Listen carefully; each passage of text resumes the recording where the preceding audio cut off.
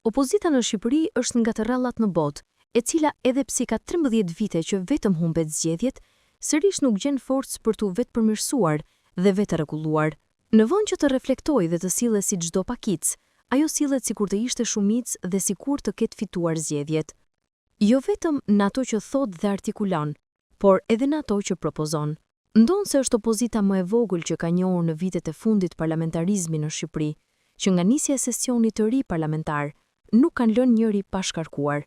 Kanë shkarkuar kryeministrin, kanë shkarkuar kryetarin e kuvendit, kanë shkarkuar të gjithë ministrat, madje dhe 1-2-3 që i kishin shpëtuar, i shkarkuan në mbledhjen e fundit. Pasi mbaruan me qeverinë dhe parlamentin, shkarkuan dumanin e Spakut, duke i kërkuar llogari pse nuk i kthente në akuza paranojat e tyre. Veç ti, nuk kanë shpëtuar pa shkarkuar edhe 1-2-3 gjyqtar të GKK-s. Pasi mbaruan me drejtësinë, u kthyen nga presidenti, duke i kërkuar llogari pse nuk bën ditën rolin e kreut të shtetit dhe natën të bësh shkulla, siç bëjnë ata ditën opozitën dhe natën marrin leje ndërtimi?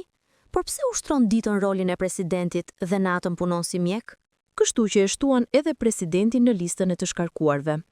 Me këtë zell që e ka marrë opozita në Shqipëri këtë punën e shkarkimit, duket sikur të vetmin rival kanë kryeministrin e qeverisë hije, profesor Pilinçin, me të cilin mund të konkurojnë në zgjedhjet e ardhshme, sepse këtyre, edhe kur ju jepet mundësia për të kandiduar sërish, zgjedhin të bojkotojnë dhe të fshihen pas kandidatëve jo partjak.